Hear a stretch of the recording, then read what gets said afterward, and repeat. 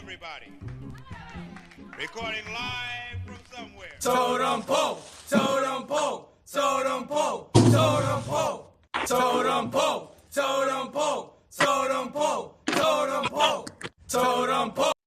Totem Pole Nation, we are here on a Sunday. It is September 1st. We have Coach Troy Taylor at Fuma Fork Union Academy. He is living the dream. He is living the dream. We are 4 days away from the NFL season. Lamar Jackson versus Patrick Mahomes. And we are 5 days away from the Philadelphia Eagles and Jalen Hurts versus the Packers. Liam plays games. Love.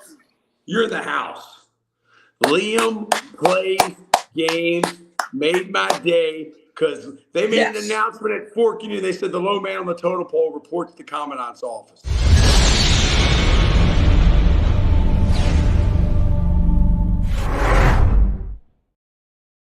Coach Taylor, tell us, because everybody's been missing you.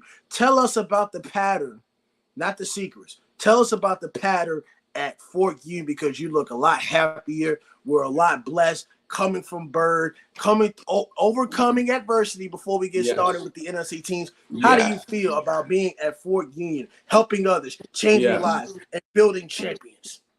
I'm excited to be here at Fork Union Military Academy. I'm excited to be a part of the #1 postgraduate football team of all time. Home of Vinny Testaverde, Heisman Trophy winner, the Miami Hurricanes, Eddie George, Heisman Trophy winner for the Ohio State Buckeyes. These guys played for the Tampa Bay Buccaneers. They played for the Houston Oilers. Liam plays games. Tell him about me telling him to stop cursing. Is it Lambo that has been cursing? I have not been cursing. Liam plays games. I believe that is in the granite 617, a.k.a. Bobby Nizzo, a.k.a. quadruple stab wounds, a.k.a. Quincy Mass. And there's two guys at this school from Boston, Massachusetts that know of Bobby Nizzo. Yes, they do. They said their mom talks about him all the time, and they said he is a straight savage. No, tell Lambo about me telling, I forgot his name, to stop cussing. That is Bobby Nizzo was cussing. But I haven't been on here in probably 2 or 3 weeks. And it's the NFL, baby. We are excited about the NFL. The NFL is back. And everybody is saying that Patrick Mahomes and the Kansas City Chiefs are going to win the 3rd Super Bowl in a row. And Lambo, how do you feel about the NFL preseason so far? NFL preseason is officially over as of 2 weeks ago, but the NFL preseason was all about development. They're not trying to win the games, obviously. It's all about development of the players. The cuts have been made. We are on to the regular season. EA Sports, Electronic Arts, Madden NFL 25.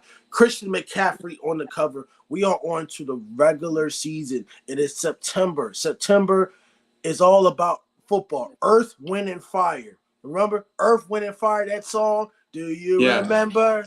That song right there, that's the song that y'all should be playing today because we are excited about the NFL. We are excited about the National Football League, the NFL on CBS, NFL on Peacock, NFL on Fox. YouTube is the best live streaming platform in all of America. YouTube TV with Sunday NFL Ticket because we love you. We have a lot of comments. Faith, family, and football and the future of content creation.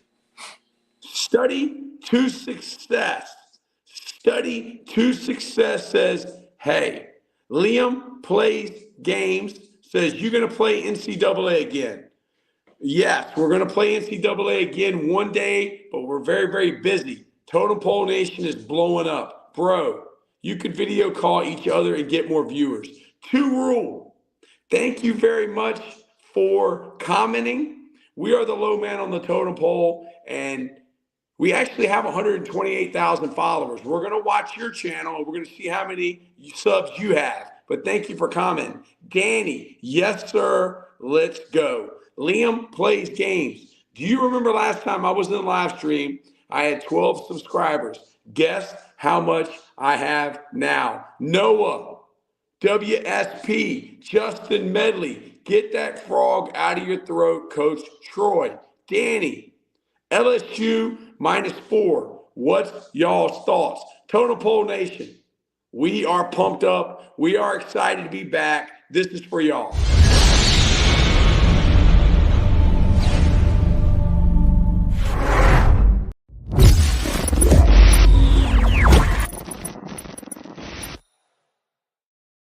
Liam plays games, says he's got 45 subscribers. Lambo, how do you feel about LSU -4?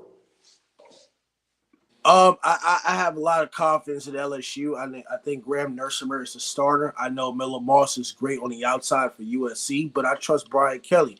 Brian Kelly's in his third year. EA Sports Electronic Arts College Football 25. Brian Kelly's in his third year. He's won everywhere. He's won in Cincinnati. He's won in Notre Dame. Look, I like USC. They got very talented. They're talented on the wide receiver side, but LSU -4 does make sense to me just because I trust LSU's defense more than USC's defense. But I know both of those programs both have new defensive coordinators. But I think when it comes to expectations, I think LSU can get the job done better than USC just because USC is just in a tougher conference. They're in a tough conference, but LSU is also in the SEC. I know that for a fact. I'm trying to correct myself.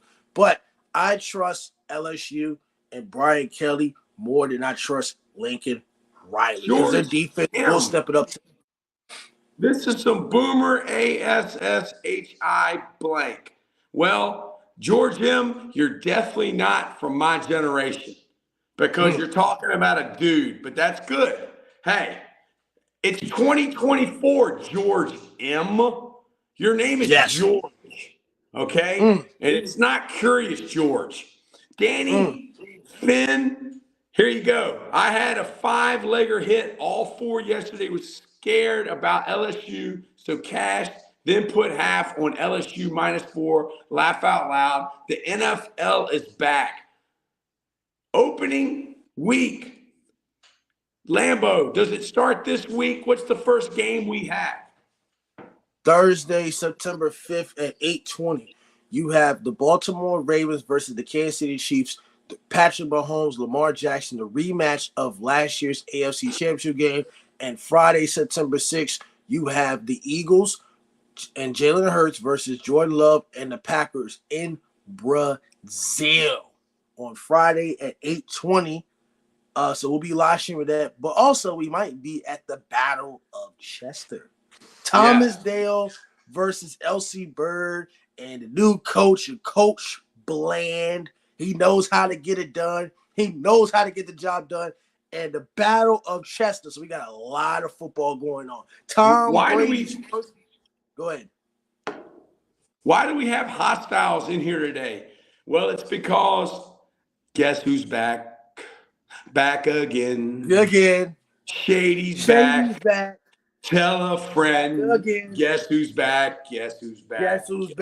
Tom Brady. Brady. Because Coach Taylor's back. And wherever Coach Taylor goes, there's haters. And we represent for the NFL. We represent for Totem Pole Nation. We are the low man on the totem pole. And we love Totem Pole Nation. We love the haters. And we are excited about the start of the NFL season. San Francisco 49ers first round pick got shot in the chest yesterday and walked himself to the ambulance. Talk a little bit about that, Lambeau. That's toughness. Well, that right there is the real world. The real world doesn't care about you, but it is mental toughness for his part. I do respect him, and I hope he's all well. He's a guy that came out of Florida last year. Florida, EA Sports Electronic Arts College Football 25, EA Sports Electronic Arts Madden NFL 25. So I love his toughness. His mom went out on social media and glad that her baby is okay. So prayers to you. But like I said, I think he'll be ready to play week 1 because it doesn't start till Monday when they play the New York Jets and Aaron Rodgers. That is a primetime game on Monday Night Football. Danny I says, told y'all. how about I them told y'all. Fins? I told y'all about the cage. Where is I Gator? told y'all about the cage. Where is Gator? Rebecca, hi. Rebecca, this is for you.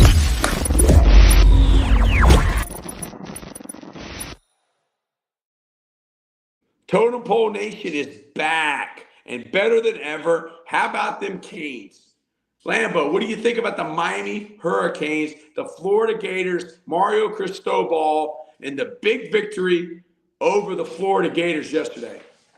I tried to tell y'all. I told y'all it don't matter if it's at the Swamp. Cam Ward is a better quarterback than Graham Mertz. And now Graham Mertz is hurt, and yet to start DJ Lagway. If Miami can do what Miami does and be consistent on the offensive side and the defensive side, Mario Cristobal is a great offensive line coach. You also have Alex Mirabal on the side, and they bring in a lot of experience in the defensive side, guys that could have went to the NFL and came back. If Miami does what Miami's supposed to do, because their schedule is really not that tough, all they got to worry about is maybe Florida State and Virginia Tech on that schedule.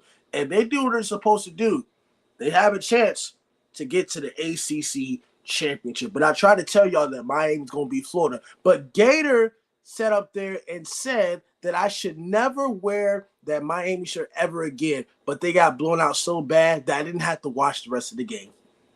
John says Jets. Aaron Rodgers, Morgan Moses, Rebecca, I'm not feeling good today. I feel sick. Keith says three-peat for the Kansas City Chiefs, Patrick Mahomes, Andy Reid, Travis Kelce. Justin Medley said, how about the Jokies, a.k.a. Chokies, a.k.a. the Fighting Brent Prize, a.k.a. Virginia Tech, lost to Vanderbilt. Keith said Mizzou. Lambo, what are you thinking about the Jets? What do you think about the Hokies? Hold on. I said the Tech was going 7-5, and I told close people of mine that they were going to lose to Vanderbilt because I sat up here when we did the college football live stream, and I had somebody on there on their headset.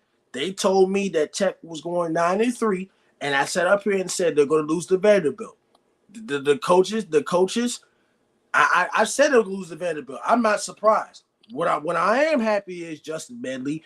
I am happy that my second favorite team in the Notre Dame Fighting Irish beat Texas A&M.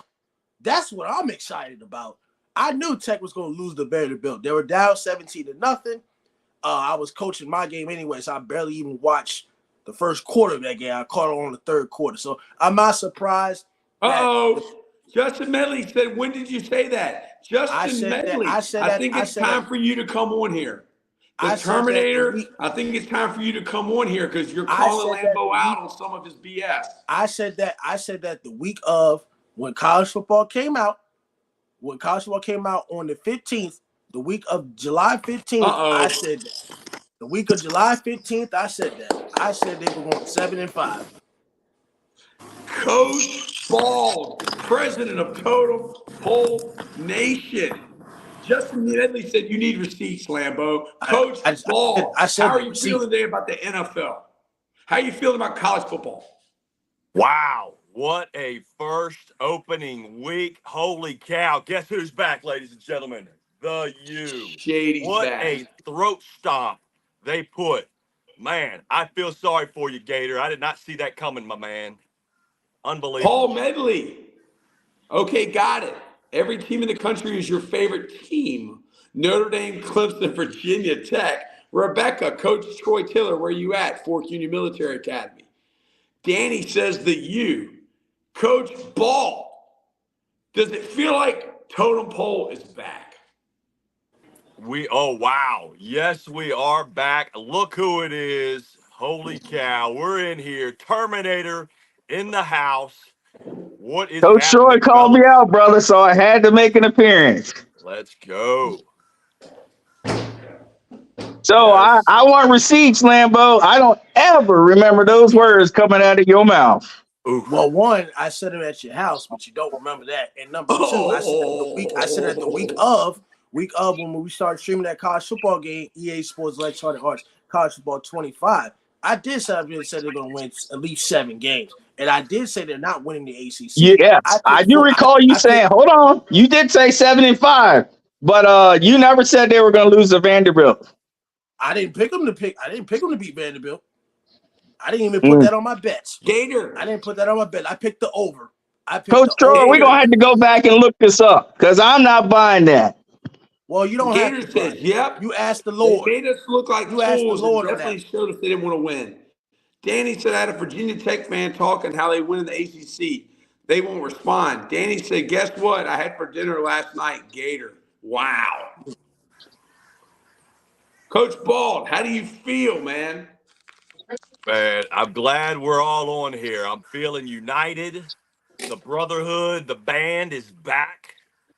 And so is college football. We are just a few days away. Thursday night, Baltimore Ravens defending the two-time NFL champs. Can they three-peat? Travis Kelce, Taylor Swift. Wow. Talk about an all-star lineup, man. What a game we get. What a treat. Thursday night football. I believe we even get some Friday night football. Is that right? Packers? Is that a Friday game? Yes, Packers and the Eagles is Friday night game. First time ever, opening season, a Friday game. I'm loving it. I am loving it. Gator.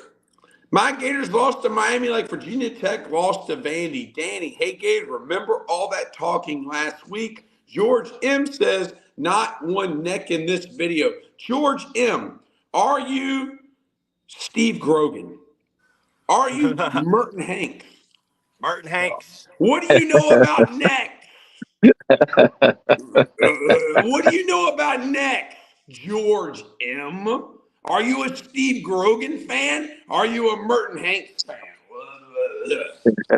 Which was what, Danny? George M., thank you for being a troll. We need you. Keep trolling Totem Pole. Yes. Terminator. How does Talk it to me, feel? Coach Troy. Talk to me. Now, Fort Union Military Academy went to Averett University, and the score was 33-7. It wasn't that close from what people said. What did you think about those guys that you saw at FUMA in person? Tell Totem Pole Nation and Lambeau and Coach Bald about what you took from going there to Newport News and meeting those kids. Well, Coach Troy, first of all, I want to say thank you for inviting us down there. We had a great time, great hospitality by you and the FUMA Nation. But I'm going to tell you one thing. If you ever want to feel small, go stand around those FUMA post-grads. Boy, did I feel small. And Coach Bald, I'm going to tell you, I've had one heck of a week in the gym this week because, man, those kids made me say, damn, I'm not as big as I thought I was. These guys are beasts. He's got two linebackers out there, Coach Ball. I'm telling you, if they're not throwing the ball, these kids are downfield and they're coming with bad intentions. Oh, it was impressive. Very impressive. The man from Seoul and I, we were like, wow, this is not what we thought it was going to be. Very, very good program. And it's the disheartening part with the man from Seoul and I, we were talking on the way back, that was a 2-hour ride. We're like, how did the pipeline get broken between FUMA, Virginia Tech, UVA? Because they got dudes. And when I'm saying they got dudes. And I'm like, I don't understand where the pipeline got broke. These guys need to get it together. It should be like somebody should get on board with Coach Troy and those guys and just take them under their wing because, whoa, that's all I got to say. If you ever get a chance, go watch these kids play. You will not be disappointed. Amen to that, man. I know they even got a linebacker, I believe, out of Tampa. Yes, they do. Jesuit High School, man. Keep that pipeline down here, man. There's some studs. Terminator 2. That's what I call him. Yeah, Coach Ball. Yeah, he yeah. When you remember when we were younger, he's a grown man. He is Diesel. I'm going to tell you that. You like Terminator 1 that looks like Arnold Schwarzenegger, though. Yes, I did like him. John Cena Jr. Yeah, John Cena Jr. Yeah. Love it. Very, very nice. Very nice. It was a very nice scene. Like I said, if you anybody on here ever gets a chance, Yes. go out Coach there. I Jay see you, Coach Freeman. Jay. I see you, Coach Awesome. Jay. Highway 10, Mayor of Courthouse Green, Poppy Chulo coming to you from Fuma, Fort King, Virginia. Total Pole Sports. We like to help others fulfill their dreams, change lives, and build champions. Wow. And we've had some haters. Jason Merrill says boring. Jason Merrill. That's the same thing your wife said. But look, Coach Jay Freeman, where there's hate, there's love. There's love, and there's love for Totem Pole Nation. And Lambo, how are you feeling the love? Yeah, I'm ready to go to Fort Union tomorrow. I ain't got to work. I'm ready to go to Fort Union tomorrow. Do they have a job cutting grass? Do they have a job washing dishes? There's a room right next door to me. He's got 3 hots and a cot. Terminator, do you think that Lambo should make the move? Yeah, he'd be a good coach. Take his game up to the next level. Step But your he, game up to the next level. but he better be humble because, like I said, you got dudes, and he's gonna be looking up, literally looking up. he's got dudes. Yeah. I'm just trying to help others change lives and build champions. I ain't trying to get big like them boys. My No, football no, player. no, no. That's not what I'm saying, Lambo. I'm just saying, yeah, just be. You're going to be a man amongst giants. Is what I'm trying to tell you. I'm Dude, not these trying to kids get are big big. like them boys. 18, 19-year olds, and they're just cut out of a Paul Bunyan, catalog. Yes, sir. Coach Bald, what are you Yes, sir. feeling? What are you Dude, thinking right now about the NFL, about life lessons? I think you got a bunch of future NFL players, is what it sounds like, man. To me, it reminds me of Paul Ellering because he had the Road Those Warriors. He had warriors. these 2 monsters, and Yeah. Paul Ellering would come down there with his piece of paper balled up, and man, he'd get those guys fired up. And I believe that's what Coach Taylor is doing at Fork Union. You know, Yeah. Fork Union, man, back in the day, dude, they were putting guys all over the place. They've been doing it the whole time. And just to feel the excitement of what's going on and knowing that Coach Taylor is up there locking it in with those guys, man, I'm fired up about it. It's so awesome, too, because I know he has dudes from my hometown, from my Yes. mama's hometown. I know he's got a guy from Central Lunenburg, Victoria, Virginia. And, dude, that just fires me up to know that it's a bond, a brotherhood. And I know I'm 1,000 miles away down here in St. Petersburg, Florida, but you guys, our bond will never be broken. Like the Metallica song goes, so close no matter how far. That's what you guys bring to me, man. I love you guys. I'm fired up, man. Woo, let's Danny. go. Danny says, I don't know, I'm just spewing venom. I had Gators fans yelling at me all day before the game. If you didn't, I apologize, Gator. I'm just spewing venom on Gator fans, and Gator says Florida. Gator is Gator, I happy texted you, today. Gator. I texted you, Gator. You were Gator very wants that quiet. coach fired. Get him out of there. I've been saying that for weeks that he should have been fired. They should have never fired Dan Mullen. I've said that multiple times. Dan Mullen had one bad season and you fire him, and you act like Billy Napier from what Louisiana is any better? Like what are we looking? What's the direction? What's the pattern for the Florida Gators? They got the toughest schedule in the SEC, along with South Carolina Gamecocks. So I wouldn't be surprised if Billy Napier is out the door by the 4th game of the season. I wouldn't be surprised. Mirko. Yo, that freshman y'all got, though, he tough. That is amazing. Show y'all my new room. Wow. This is the new studio right here. Heck yeah. I went and got a bed. You I eat got 3 meals a day. Yeah. Man, this is amazing. This is amazing. And I got my friend coming up here tomorrow to see me. I'm gonna walk and show y'all some of the campus, man. Yeah. Y'all got What practice do you today, think Coach about the Troy? NFL? That quarterback freshman for Florida, what's his name? What is DJ his Lagway. name? DJ Lagway. DJ Lagway. Let's talk about the NFL. Week 1. Who is the starting quarterback for the New England Patriots? I told y'all that Jacoby Brissett was going to be the starter. I've been saying that. I understand that they paid Drake May the money with a 3rd overall pick. You know, realistically, you don't pay a guy that much money to sit the bench, but he's not ready yet. I understand that Jacoby Brissett hasn't had a great record outside of the Patriots, including that little 4-game suspension in 2016 with other teams, with the Indianapolis Colts and the Commanders and all that other stuff. I understand what his record is. I have a feeling that he is more comfortable in the Patriots system. I know they don't have Bill Belichick anymore. I'm over that. But at the end of the day, Gerard Mayo made the right move by starting Jacoby Brissett over Drake May, and we on to week 1 against the Cincinnati Bengals and Joe Burrow.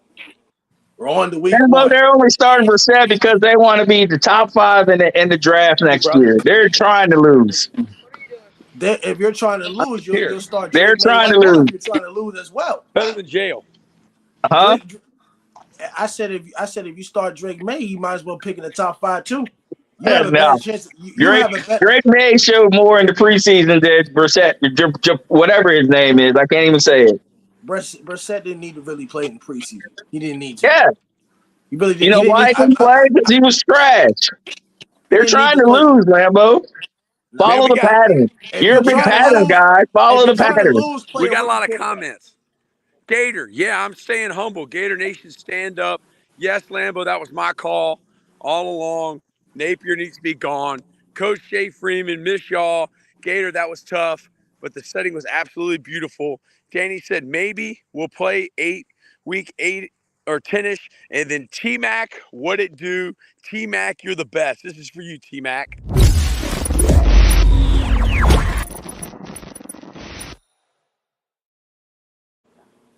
And that's where I live at right there. In that place. That's where they go play video games and stuff. There's the church. So what are y'all thinking about week 1 in the NFL, man? What's y'all's locks? Go ahead, Terminator. Go ahead. I mean, I'm interested to see I'm interested to see the Packers and the Chiefs play. For the rest of them, I want to see what, because everybody, all the little pundits on TV keep saying that's going to be the next Super Bowl. So I want to see what they got. Coach Ball. Man, I'll tell you what, we've got a big time game here Sunday, 4:25, when we welcome the Washington Commodores, the Commandos, the Redskins, the Rednecks, whatever you want to call them. They're going to come here and they're going to get a knuckle sandwich. The Bucks are going to curb stomp those guys. Whatever the spread is, hop on that thing now, because I'm telling you what, Vita Vea in the middle of that defense is unmovable. So they won't be able to run the ball. That means they're going to have to pass. Rookie quarterback, Todd Bowles, defensive minded coach, they're in big trouble. Look for the Bucks to stomp Washington to start the season. That's my lock right there. Hold on. Well, I agree with you saying. I'm not disagreeing with you, but what you said, put the lock in now. No, you wait till Saturday, because when you bet, the odds gonna change throughout the week. So you wait until Saturday or Sunday morning to put the bets in, because them odds and the overs and unders are gonna change. Don't bet a week early. You better bet on Saturday night or you bet on Sunday morning. That is how that's how you do it when it comes to bets. I think my most exciting matchup for week 1 is going to be the rematch of the NFC divisional round. Wild card round. The Los Angeles Rams versus the Detroit Lions. That's going to be a great game on Sunday Night Football on NBC on Peacock. This is a great matchup. Now, I think the Lions are going to win this one. I understand that the Rams have a great offense, but the defense I'm very suspect of. Raheem Morris is no longer the defensive coordinator.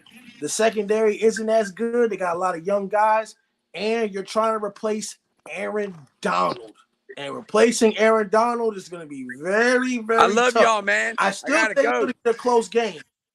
I still think that it's going to be a close game between the Lions and the Rams, but I'm going to pick the Lions. I just don't, unless it's a high scoring game where they can get over the hump against the Lions. That's great, but defensively replacing Aaron Donald is a tough task. Oh, That's a tough task at hand. Jay Freeman says, "Wondering Totem Pole Nation, what do y'all think about the Seahawks versus the Broncos?" Terminator, what do you think about the Seahawks versus the Broncos? Bo Nix as a starting quarterback. What do you think about this matchup? well, I mean, we'll see how many all those 6 years paid off for Bo Nix. I don't know. I think he's going to have a tough time because this is the NFL. Now you're with all the big boys. I like to see Hawks defense. Hopefully Gino's going to have his stuff together. We'll see. I mean, it should be a good game either way. Definitely, yeah. Danny I think it's a Fins good fan says matchup. Seahawks smash. Go ahead, Coach Ball. I agree. I think you got two kind of evenly matched teams, two teams that are going to be that I don't know if these guys are playoff contenders, either one of them. To be honest with you, they're in divisions with some stud teams. You talk Yes, about Lord. Seattle Seahawks. You got to go against those 49ers and those Rams, like you said. Their offense is going to be legit. It's going to be interesting to see what they do with their defense. The Broncos, hey man, Bo Nix. It's his time. I think with the coach that they have there, he's an offensive minded guy. Sean Payton, former Cowboy offensive coordinator, New Orleans Saints coach for a long time, had huge success with Drew Brees. He might have his new Drew Brees, so it'll be interesting to see how they play starting out. Is that game in Seattle or is it in Denver? In Seattle. Okay, in Seattle. So weather won't really be Ooh. a factor. You're not But that really. 12th man, Coach Ball, that 12th man.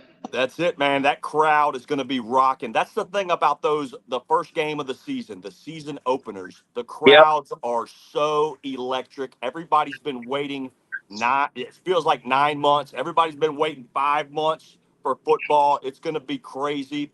And as a rookie stepping into that 12th man, he's seen a lot of huge fields, huge crowds, but this is a whole nother level. So Yep. I'm expecting that alone. There'll be some jitters going on, and I believe that's going to be what puts Seattle over. I like the rushing attack of Seattle too, man. They got the two backs, Walker, and then they got the back out of UCLA, I believe. I think you're going to see both of those guys combined for some big yards. When you got a stud specimen like DK Metcalf, you have to scheme plays to get that guy the ball. If he gets the ball in some space, he can turn a 5 yard out into a 50-yard touchdown real quick. The explosiveness of that guy is he's a game changer. So I look to see Seattle take that game. But it is. I think that's going to be a barn burner. I think you got two evenly matched teams. It's going to be exciting, man. I'm super fired up about it. What do you got next, Coach? Danny Fins fan says Hawks have more weapons. Coach Jay Freeman says former Ravens DC Mac McDonald is the head coach. The crowd in Seattle is always electric. What I had next is I was going to just go through while we're talking about it. I was going to go through the top 10 teams, but we might as well just go break down this whole week one schedule because by the time we hit the Thursday, you know what I'm saying, we'll be talking about the actual game anyway. So I wanted to start off with the Sunday game, with the game that we've been talking about. The Atlanta Falcons versus the Pittsburgh Steelers. Russell Wilson starting. I felt like Justin Fields should have been the starter. I didn't see Russell Wilson play that well in the preseason, but it's all about development in that horrible offensive line. Who do you have between the Atlanta Falcons and the Pittsburgh Steelers? I'm going to take the Atlanta Falcons by at least 2 touchdowns. Wow. Is that Atlanta? Pittsburgh only has one wide receiver in George Pickens. They don't use Najee Harris correctly. They have an okay defensive line with T.J. Watt. But how is the Pittsburgh Steelers? How are they going to stop Drake London, Kyle Pitts, Bijan Robinson, and the defensive side of the ball for the Atlanta Falcons, adding Matt Judon to that roster from the Patriots with elite safety in the corner? How are they going to stop that? How are the Pittsburgh Steelers going to be able to adjust to that, Coach Ball? Yeah, hey man, I tell you, you hit it on the head. I think for the Pittsburgh Steelers, for them, what's going to be key is, Atlanta's got all these players, tight ends, you name it, man. Everybody looks good getting off the bus. The Pittsburgh Steelers, they do not want to go to a 7-on-7 clinic. They want to turn this thing into a fist fight. That's their best bet. And that's ground and pound, running the football and playing very, very stout defense and special teams being at 100. I think that's the philosophy. You definitely want to keep Cousins and all those weapons. They can't score when they're on the sidelines. So, in my opinion, their best bet is to stay on that ground, do some schemes to show Russell Wilson's athleticism, plays where he can throw or run, give him that option. The RPOs are going to be big time for the Steelers. But, yeah, man, they're just going to have to scheme to keep all those weapons of Atlanta on the sidelines. When you got a guy like Kyle Pitts, who finally has a bona fide quarterback, it's going to be scary. And I wouldn't be surprised either if you don't see the rookie, come in there and run a few plays. That's a fine line that these guys got to walk, because you don't want that controversy, lasting throughout the season. It kind of reminds me of Any Given Sunday. You had Stamen Willie Beeman. That's who it kind of reminds me of. How they had that clash and everything. Is Cousins 100%? That's a good question. I mean, the blown Achilles, I mean, that is a huge, huge injury. He had it mid-season. Are guys able to get, recouped and be 100%, before a year? That's the one thing that's questioning in my mind. Terminator, what do you think about this game? I know that you love to hate on them Steelers. You got it. I mean, I'm with you, Coach Ball. Everything you said, 100. I mean, and to add a little more, maybe they Pittsburgh, they grounded out, and then I heard Tomlin say at one point, maybe use Fields as a slash guy, just to mix it up a little bit, because I don't see your boy Russell Wilson. he ain't gonna win it for him. Don't put the ball in his hands. Oh, Russell, we need you. 2-minute drill. Go down the field. We need a touchdown to win. That ain't happening. Not happening. Ja Morant fan with the fire emoji. Danny Fence fan says, "Are y'all Canes fans?" Coach Jay Freeman says, "I see that you, Coach Ball." Danny Fence fan says, "Falcons Kirk Cousins fire when not in prime time." That is true. Coach Jay Freeman also says them Steelers linebackers besides Watt need to show up. Alex Highsmith, Marcus Golden, Nick Herbert, Landon Roberts, Cole Holcomb, Quan Alexander, and Mark Robinson. Don't they also got Patrick Queen too? For the Pittsburgh Steelers, did Patrick Queen get signed as well? I think they got Patrick Queen, if I'm correct. I know Patrick Queen is on that roster. He came from Baltimore as a Pittsburgh Steeler as well. Game 2, who do you have, Terminator? Arizona Cardinals or the Buffalo Bills? Where's the game, Lambo? At Buffalo. Nah. What is week 1? Anything can happen. Yeah, no, I'm saying, hey, you're right. Anything can happen, but week 1 in Buffalo. I'm sorry. Yeah, like Coach Ball said, it's the atmosphere is so electric. It's like a college game on the first weekend of NFL football, because everybody is just juiced up. We haven't had football in so long. Yeah, I think Arizona's going to be in for a long day at the office. Coach Jay Freeman says best thing about Pittsburgh, T.J. Watt's 2023 stat line: 19 sacks, 19 tackles for a loss, 36 quarterback hits, 4 forced fumbles, 3 fumble recoveries, and an interception. But what is TJ Watt going to do this year? What is he going to do this year, Terminator? What do you think TJ Watt's going to do? Is he going to get the same, or are we going to have to wait and see? Just have to wait and see, because it's predicated on if teams are ahead of them. You know what I'm saying? If the other team they're playing's got the lead, then he ain't going to have that many opportunities for sacks, because they're not going to pass the ball. They're just going to run the ball, grind out the clock. You know? So we'll see. All right, I think Buffalo wins that game against Arizona. Another game, Tennessee versus the Chicago Bears in Chicago at Soldier Field. HBO Hard Knocks of the Chicago Bears. Caleb Williams, Roma Duze, they're looking good. I have the Chicago Bears beating the Tennessee Titans. The Tennessee Titans just have Will Levis at quarterback. They don't have much of a running back. They got two older receivers, DeAndre Hopkins and Calvin Ridley. So, and replacing a whole defense, I don't see what the Titans could do this year. So I'm going to pick the Chicago Bears to beat the Tennessee Titans. Yeah, that's a pretty solid pick there. Yeah, because Tennessee got decimated, and then once they lost Henry, it was like the writing's on the wall. Yep, right. It is on the wall. Coach Jay Freeman says, "Man, I want to teleport myself to Virginia and go hang out." We would love to have you, Coach Freeman. We would love to have you. We will be here. We will be here in Virginia. Week one. Sorry. Another game. The New England Patriots versus the Cincinnati Bengals in Cincinnati, Ohio. Joe Burrow, Jamar Chase. Jamar Chase will play week one. I don't believe none of those reports saying he's not going to play. I don't believe that. I think he's going to play week one. New England Patriots, Jacoby Brissett going into the den. Who they say they beat them Bengals.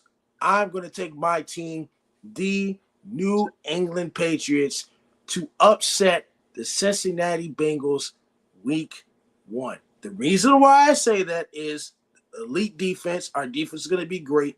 I think it's going to come down to the wire. It's going to come down to the last minute of the game. And I like the Cincinnati Bengals. They're a great team. They don't start off well. I think the Cincinnati Bengals, when you look at a team as a complete whole, the Cincinnati Bengals finish strong from the middle of the season to the end of the season. But when they start the season, they're kind of rough, just like the other teams. What do you think, Terminator? I don't know. It all depends on your boy Chase. Are they going to get him signed, or is he still going to just show up to practice but not practice? I don't know. If he's out there, then I'm with Cincinnati. If he's not, it could be 50-50. Next game, you got the Houston Texans versus the Indianapolis Colts. Colts home game. AR5 is back. A lot of hype talking about the Houston Texans going to the AFC Championship game, which I don't agree with that because they have the one of the top 5 toughest schedules in the NFL. I think the Houston Texans take a step back. They got Stephon Diggs, a wide receiver from the Buffalo Bills. They still got Tank Dell. They got another wide receiver as well. They got, I think, 1 or 2 great running backs. I'm going to take Houston to upset the Indianapolis Colts. What do you think, Terminator? Wow. I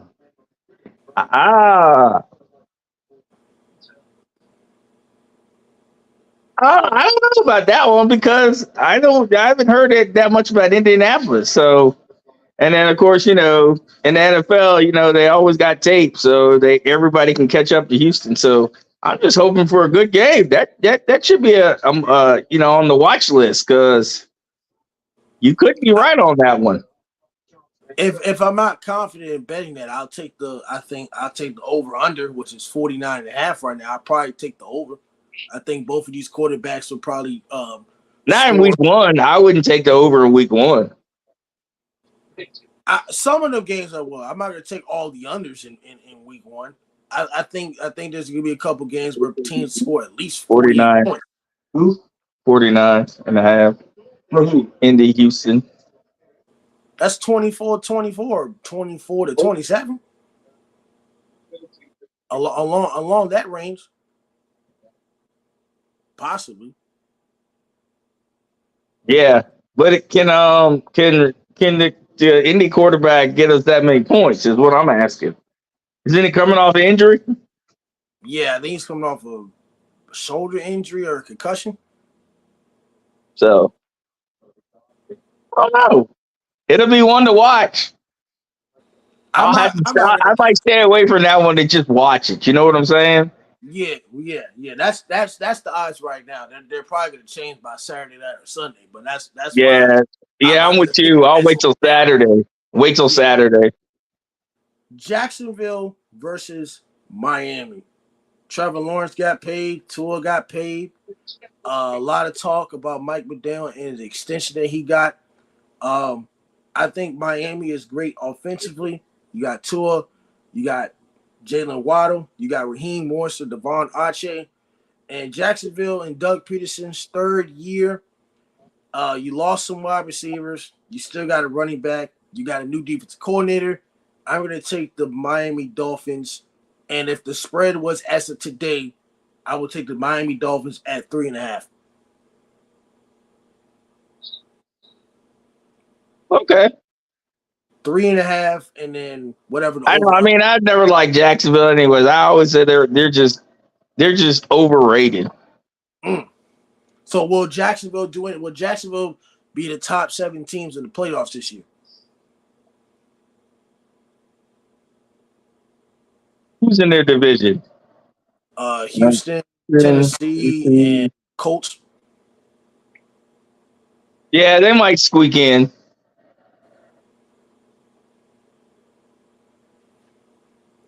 It all Coach Jay, depends. It go all ahead. depends on what Houston does. Coach Jay Freeman says Will Anderson Jr. and Daniel Hunter are going to eat for the Houston Texans. Jacob Williams says, what it do, Totem Pole family. Jacob Williams, thank you for tuning in to Totem Pole Nation.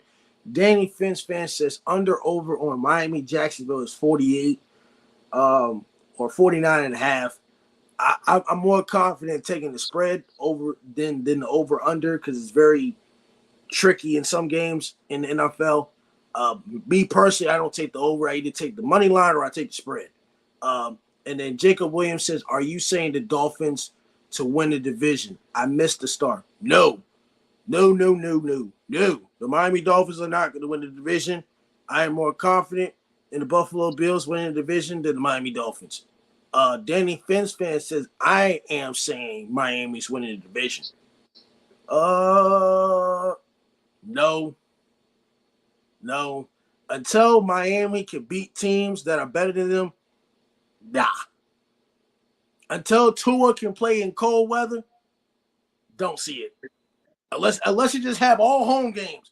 If the NFL just says Miami Dolphins have 10 home games and 7 road games and 18 games or whatever, then they have a chance to probably win the division. But that's not the case this year.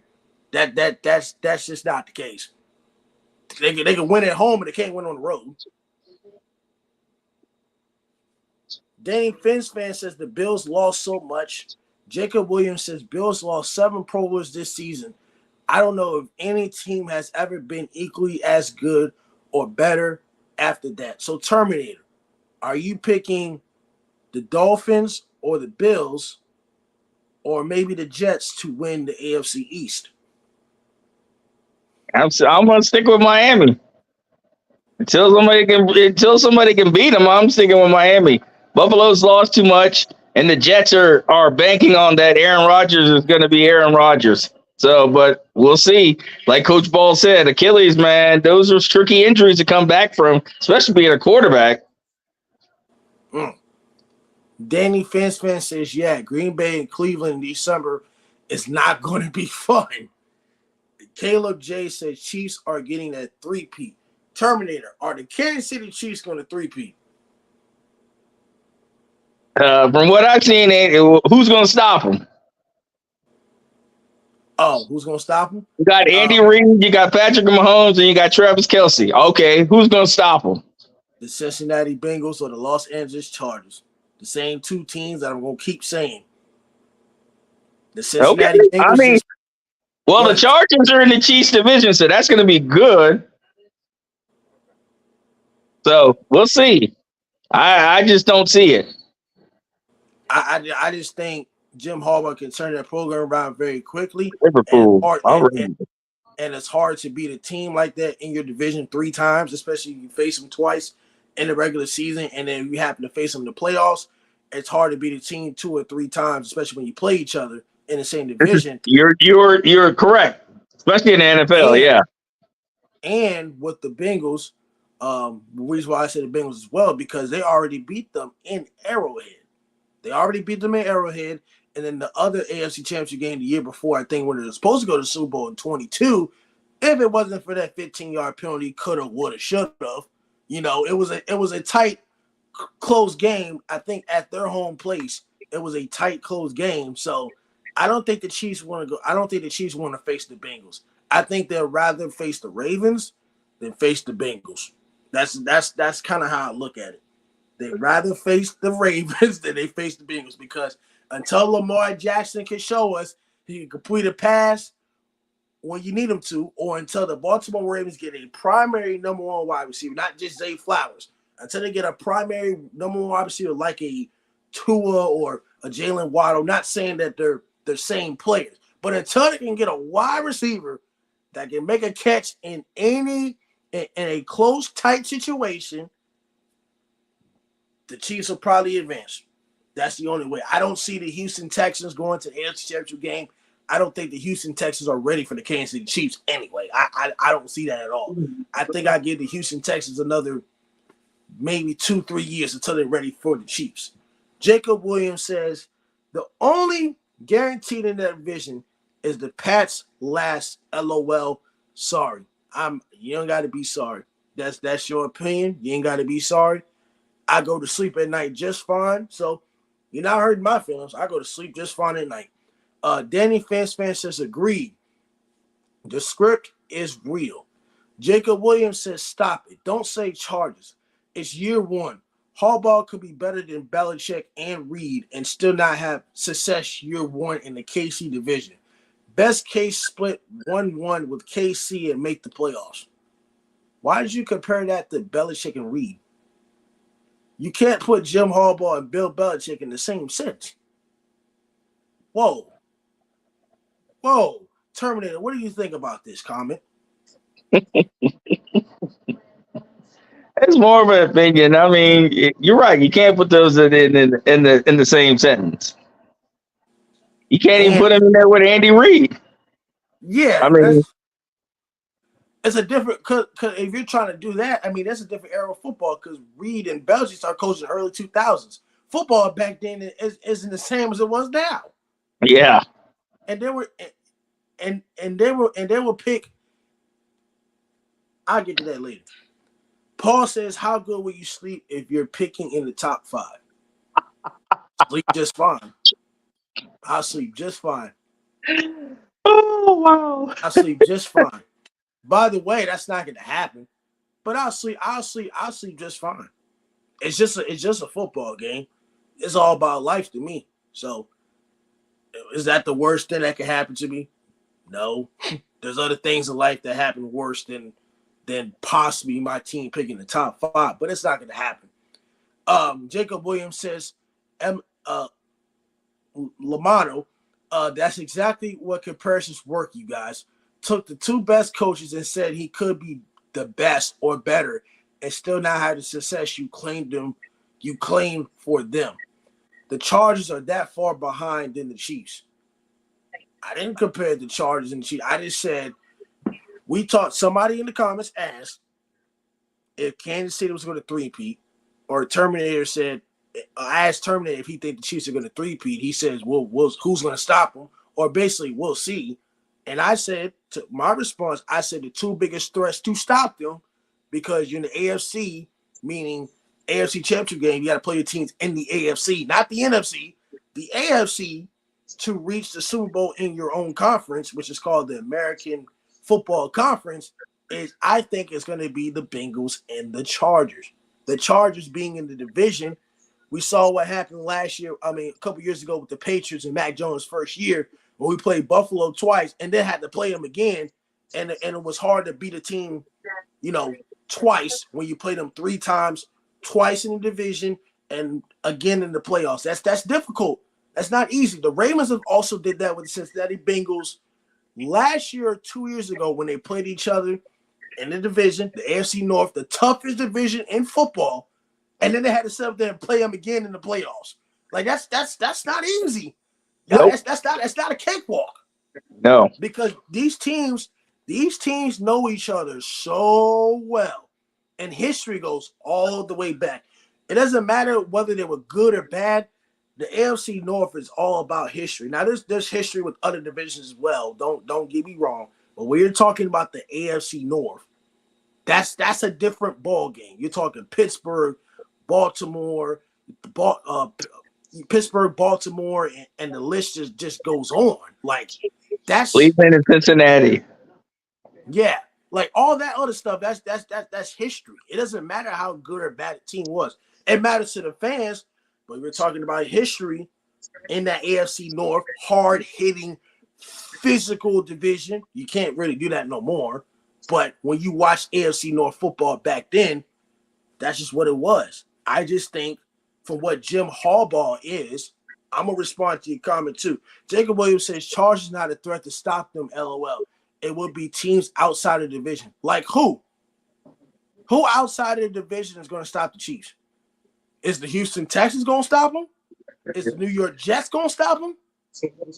Is the Buffalo Bills going to stop them? The Buffalo Bills had plenty of chances with the Chiefs. They had plenty of chances, and they still couldn't get the job done. That missed field goal, that drop ball, that deep drop ball in the fourth quarter. Who? The Miami Dolphins? You're taking Tua over Patrick Mahomes? I'm waiting on the answer. I'm waiting. Teams outside of the division.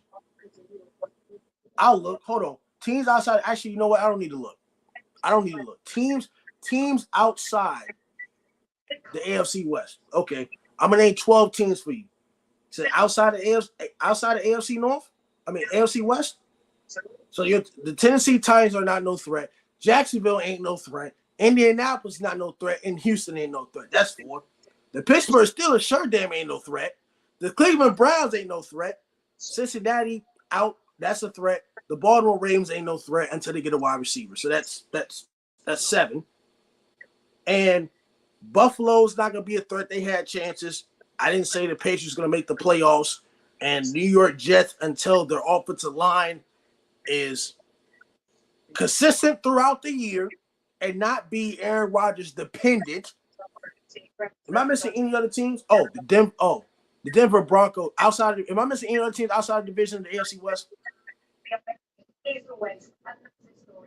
I'm not going to talk about teams that didn't make the playoffs either, or that are not going to make the playoffs. So just let me know, Terminator, if I'm missing anybody. What I name 10 teams? Yeah. And my Raiders ain't got a chance, so.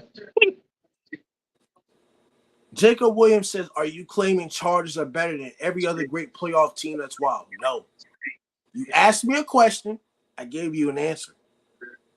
I didn't say the Chargers are better than every other playoff team. I'm saying this year, right now, the reason why I'm hyping up the Chargers and Jim Harbaugh is because he knows how to turn around an NFL program. He turned a 5th-round pick and Colin Kaepernick to a Super Bowl. Justin Herbert has more talent than Colin Kaepernick as far as throwing the football. It's not like he coming in with some.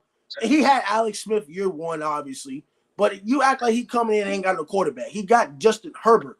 He gonna bring Justin Herbert to a level that he should have succeeded in the first 4 years. Now he had all the stats, but he didn't have a great coordinator or a great coach around him. Jim Harbaugh is going to take Justin Herbert on a different level. That's what I'm trying to say here. He's going to take him to a different level. I feel like he could take Justin Herbert to a Super Bowl if he took Colin Kaepernick, a guy that we didn't know. Did anybody know who Colin Kaepernick was in the 5th round out of Nevada? Terminated. Anybody know that the 49? You were born back then. Not bad. You were born 10 years. I didn't mean no disrespect. I'm just saying you watch football longer than me. By the time in 2011, I was only 5 years of watching football. But in that 2011 season or 2012, did you think that Colin Kaepernick with the 49ers was going to the Super Bowl No, back then? no. He There was you too go. wild. He was too wild. There you go. You expected the unexpected. Everybody picked all these other teams. Like you said, Terminator, all these ESPN experts think that they're smart, but ain't nobody sat up here and say, well, Colin Kaepernick was going to the Super Bowl, unless you were 49ers fans, maybe. But Yeah. outside of that, y'all weren't talking about Colin Kaepernick going to the Super Bowl. Jacob Williams says, bro, why are you bringing up bad teams? LOL, bring up the playoff teams. You think the Chargers are better than the Ravens? No, I don't. The Bengals? No, I don't. The Bills? The Chargers are better than the Bills. I think the Chargers are better than the Bills by a little bit. I think the Chargers are better than the Bills. You putting the Texans in as a no challenge. The Texans will be a challenge. I'm not going to sit here and say the Texans are a cakewalk. That's got to be a troll. Jacob Williams says they're not nearly a bigger threat than the other good teams. The Chargers receiving corps is worse than the Chiefs. Have been for 2 years. Good luck. You're going off talent. You're not going off the actual wide receivers and how good they can be. You're going off talent. I'm gonna name you the wide receivers that they got. I'm going to name it to you. I'm going to name the wide receivers that they got. I'm about to. Jacob Williams says Harbaugh is elite, but this is an elite level delusion. So when Jim Harbaugh was with the 49ers in the NFC West with the Rams, the NFC West is the NFC West back then tougher than the AFC West now when Jim Harbaugh was with the 49ers? Terminator? No, but I mean, they wasn't bottom of the basement, but they were good football teams. Pull up the Chargers roster now and think you're going to be shocked. I think you're imagining Harbaugh inherited the Chargers team that been there. Chargers have one of the worst rosters in the NFL. I know them too. How do the Chargers have the worst roster in the NFL? You forgot also, okay, the quarterbacks. Justin Herbert, Taylor Heineke. You forgot to just sign Taylor Heineke. Now, I know he was okay and shaky with the Washington Redskins or the Washington Commanders, but Taylor Heineke ain't no bum quarterback. He ain't no bum. I think he's a good backup quarterback. He ain't no bum.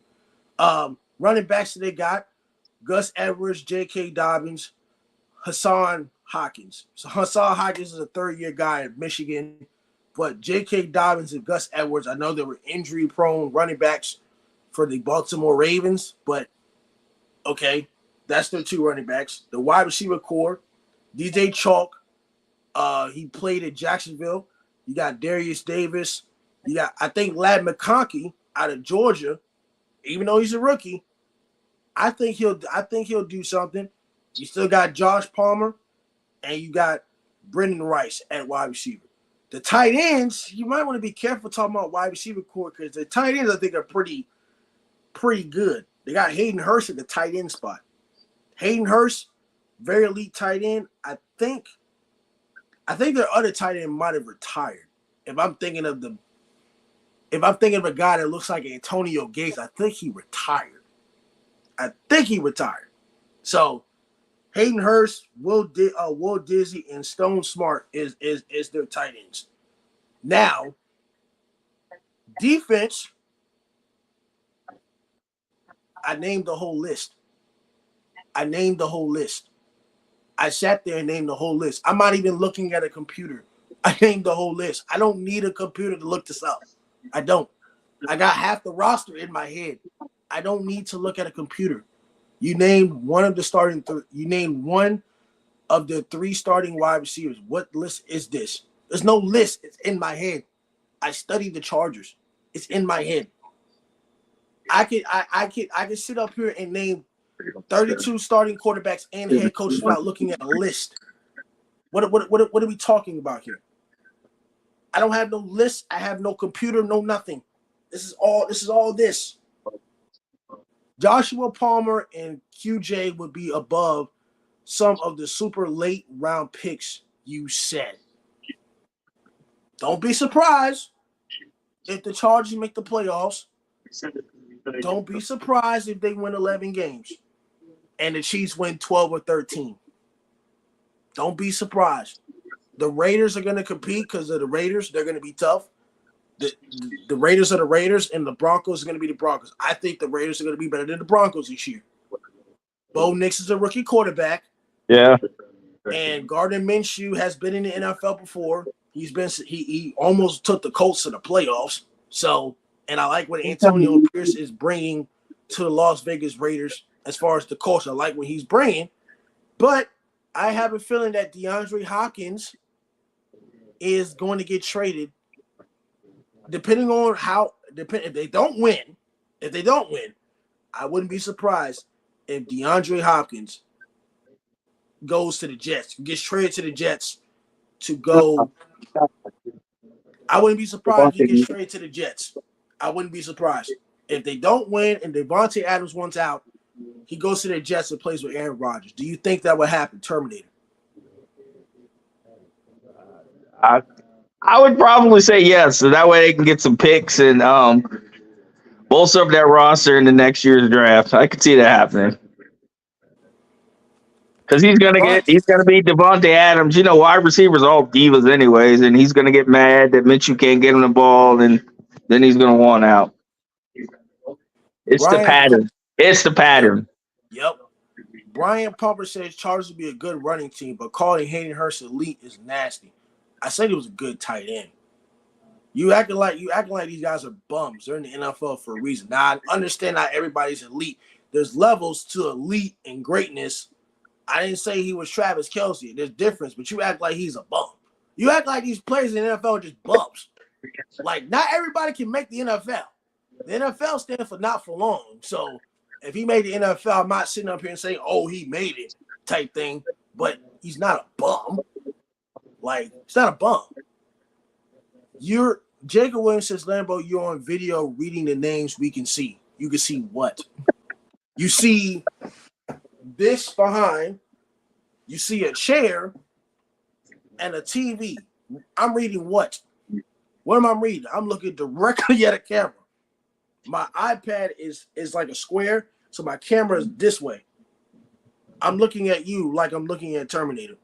Reading what list? I don't need to read. It's all memorized. It's all reps and practice.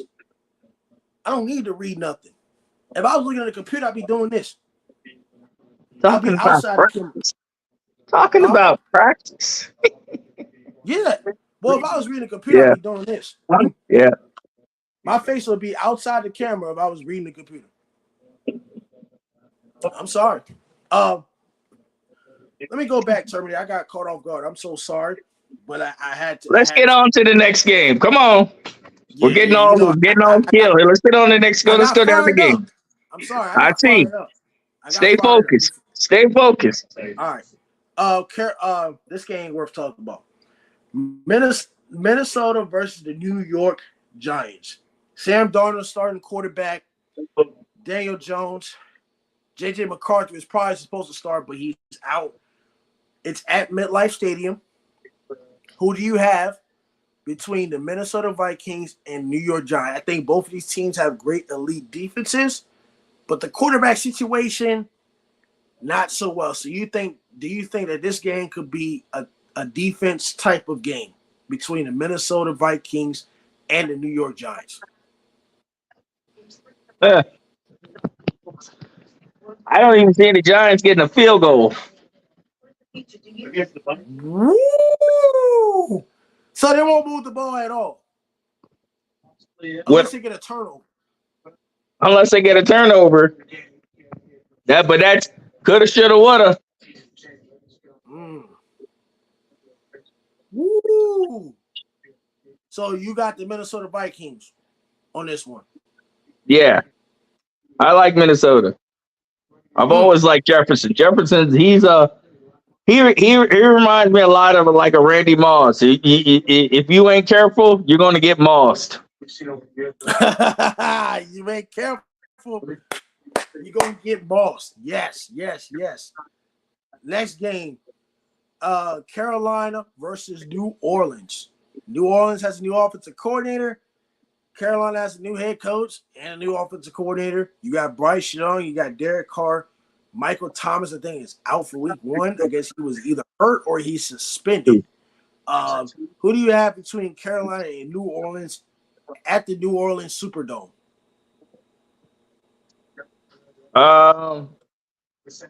Much as I hate to say it, I'm gonna have to say the Saints. Carolina's just they're trying to find their way. So I mean, the Saints are better coached, they got better playmakers, but what you could have, Derek Carr, like we had in Las Vegas, he could show up, the old Derek Carr, and then everybody be like, what happened there? So it's all predicated on how he is. If he's the one that's engaged, they have a chance. If he's the one that just wants to be a bum, like I think he is, Carolina might sneak out of there with a W. I got New Orleans too. Next game, your Las Vegas Raiders. You're gonna be in Vegas in September. The Vegas versus the Los Angeles Chargers in SoFi Stadium, the same stadium that the Rams play in. Who do you have, Terminator? Your Raiders or the Chargers? It's a road game for me. As being a Raiders fan, I'm hoping the Raiders get this out. But like I said, Harbaugh scares me, man, because he's a leader of men. So you better have everything buttoned up with him. I'm gonna take the Chargers. I think the Chargers have a very underrated defensive line. Very underrated defensive line. You got underrated corners. I think nobody's talking about the Chargers defense as much. I think everybody's just talking about Jim Harbaugh and Justin Herbert. But I think when it comes to the Chargers and the formula they're going to do is what Harbaugh did in Michigan. Don't put how's their line? Because, Max Crosby, he's got a motor for days. So how's that line? I think the line is going to be efficient. Now, for what I was going to respond to when you're talking about Max Crosby, I think the formula for the Chargers, not only on this game, but the formula going forward, is you don't have to put the ball in Justin Herbert's hands. I feel like the pattern that Harbaugh did in Michigan, and he's going to translate some of that to the NFL with Justin Herbert. That's how I think it's going to be. It's going to be running the ball. It's going to be time. They're going to play time of possession, and they're going to play elite defense. That's how I think they can be successful, not just against the Raiders in the division, but long term. Because Justin Herbert don't need to be throwing for 400 yards. He don't need to be having 35, 40 pass attempts. You could be balanced, which Jim Harbaugh is great at that. You could be balanced and run the football and use your tight end. Like I said, he got Greg Roman. So Greg Roman was also a part of that staff when he was with the San Francisco 49ers, developing Colin Kaepernick. And then when he went to Michigan, he also developed Lamar Jackson. So when you got certain coordinators that you got from the 49ers a couple years ago, you bring some of those back. I know everybody's not back, but when you bring familiarity of your assistants into that system, I mean, he already knows what he wants to do. And then he got Jesse Minter from Michigan. So he already knows what the tone is and what the expectations are for the Chargers. I'm not saying the Chargers are going to be the best defense in the NFL, but they're going to get some turnovers and they're going to play smart and they're going to be disciplined. That's just how I look at it from the Chargers. They're going to be smart and be disciplined. I'm not asking them to be the Baltimore Ravens. I'm not asking them to be the Cleveland Browns or the 49ers who have top 3 elite defenses in the NFL. They're going to stay in it. They're going to stay in it to win the game. I think Vegas is going to compete. They're going to battle. Antonio Pierce is going to bring out what he does from Raiders Nation. But I think this could be 7-10 point game. Yeah. I think it gets close in the first half. Teams jab it out, fill each other out, and then they'll unleash by the end of the third to the fourth quarter. Somebody's going to score. It's week 1, so we're going to see a lot. It's the same thing with week 0 in college football. We see a lot of mistakes. Even though some of those games were high-scoring games against lesser opponents, you're going to see some mistakes. You're going to see a lot of penalties because it's week 1, week 0. So some low-scoring games, like you said. And the defense is always a step faster. Yep. That's why I was going to bring to your point, because you said never take the over in week 1 of the NFL or college, unless you're picking Alabama versus Western Kentucky. Sure, go ahead and pick the over. But week 1, like you said, the defense is always faster than the offense. And you said that in the preseason too. The defense is going to be quicker than the offense. And that's just how it is. Next game, the Dallas Cowboys versus the Cleveland Browns. Tom Brady commentating this game.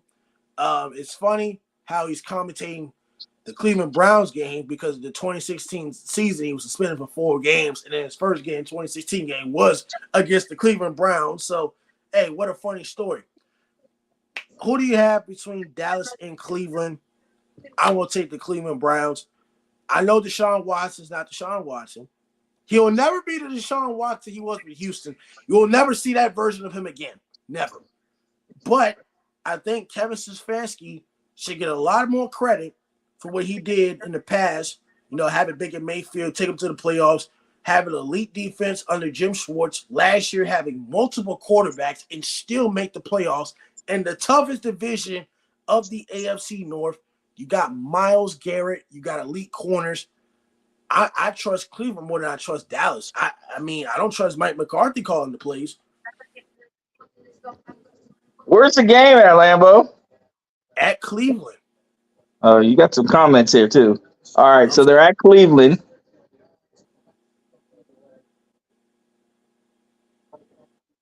Yeah, that Dallas thing is so dysfunctional. I don't know where what their plan is or where they're going. I don't even know if they want to win, because it's just every day you see something. You watch Sports Center, and there's always something coming out of that camp. And Cleveland's been nice and quiet, nice and buttoned up. So I look for good things with those guys. I mean, hey, they made the playoffs with Joe Flacco. I mean, come on now. Comments. Jacob Williams says not one single starter of the Chargers has been or would be a starter on any other team. Jacob Williams says, Lambo, where are you reading the matches from, a computer? Nope, a notebook. Brian Pumper says Chargers interior line is suspect. Alt and Slater will be good though. I agree. But like Terminator says, we'll see. And woulda, coulda, shoulda. It's week 1 of the NFL. So whether I'm right or whether I'm wrong, or whether he's right or wrong, we're still going to sleep well at night. It's week 1. So expect the unexpected. Don't be surprised if the Arizona Cardinals beat the Buffalo Bills, even though we both picked the Buffalo Bills. Like I said, expect the unexpected. Did anybody expect Georgia Tech to beat Florida State? No. Expect the unexpected when it comes to week 1 of any football game, college or NFL. Expect the unexpected. Next game, Monday night game, because we already talked about Washington, Tampa Bay, and Los Angeles, Detroit. Monday night game, everybody in the game has been talking about the New York Jets versus the 49ers at San Francisco. I'm taking the 49ers. It's hard to win at the 49ers stadium with that crowd. New York is Aaron Rodgers dependent, like you said. I don't think that offensive line is going to hold up against that explosive 49ers defensive line and their elite corners. And I know Aaron Rodgers is a better quarterback than Brock Purdy, but I don't know how the Jets going to run the ball against that elite defense. So how do you feel about the Monday night matchup for the San Francisco 49ers versus the New York Jets? I'm with you, Lambo, man. San Francisco, that's like Seattle, man. That is just a hard place to win. I don't care who you are. You gotta be right. And like I said, they better not be Aaron Rodgers dependent. They better block for him. Those guys can get after it and don't Don't let Ayuk who signed. Don't let Kittle. And don't let them put their foot on the accelerator, because if it is, it could be a ugly game, and they could get run out of San Fran. And you got to remember now they're going to the West Coast. It's always hard for these East Coast teams when they go out west. For some reason, they seem to have a hiccup. All right, Week Thursday's 1, game. week 5, week 12, it doesn't matter. It's always going to happen like that. And another point, like you say about week 1, remember in the NFL season truly doesn't start until like week 5. Because after 4 games, you're going to know who are the contenders and you're going to know who are the pretenders. Yep. Same thing. So, Same thing. I think the same thing goes with college football. Oh boy, they're 2-0. No, they don't start till like mid-October. So you start yes. playing. You start playing elite teams. Like when it comes to college football, I think like October 12th is like the best matchups we ever had. Like you got Ohio State, Oregon, and Penn State, USC. Like until you play your elite matchups, then we'll see who's good and who's not good. I think I agree with you, Terminator. It doesn't start till October. Well, it starts in September, but if you're talking about from not a mindset standpoint, well, a mindset standpoint, but also if you're talking about from a team and you're really invested into a team as far as matchups, it's an 18-game season. The game don't define you by week 1. It's an 18-game season. That's why you see teams start off hot. Oh, like Jacksonville, 8-3. Philadelphia. Yep, 8-3 to 9-8. Philadelphia was like 11-1 to 11-6. So And then that's the why. wheels came off that bus. Yeah, but that's why it matters how you finish, not how you start, and also scheduling matters, because if your bye week is at week 14 or 13, and you got an 18-game season, how much wear and tear do you have in your body? That's Yes. a lot of wear and tear on your body playing 13, 14 games straight, and your bye week ain't till December or the end of November. That's Yeah, boy, that's ideally you want your bye week at week 7, 8, or 9. You know what I'm saying? is week 10 good? That's like Well, slap dab. you're getting kind of close at week 10 now. You get the contenders are going to start, turning, as Paul, the man from Soul, likes to say, turning up the gas, because now they know, hey, we got X amount of games and we got to make sure we get this one, this one, this one, and this one. So week 10, that's when the gas gets turned up a little bit, and you've got to be already in. All pistons hitting. You got to be clicking. Everything's got to be right, and hopefully you've got the week 10 without any major injury. Because that's always every season, like last year with the Jets with Aaron Rodgers. Every season you always had that key injury that just blows up your whole season. Brian Pumper says Packers and Texans downfall coming. Teams got tape of the QBs down. What do you You're think right, about Brian. that? Exactly. That's what I love about the NFL. You gotta show up every week because everybody's got tapes. And these defensive coordinators, they're not volunteers. They get paid to stop you. That is their one and only job. So you don't think that they're not watching tape? Then you're one of these guys I can sell a beachfront house to in Iowa City.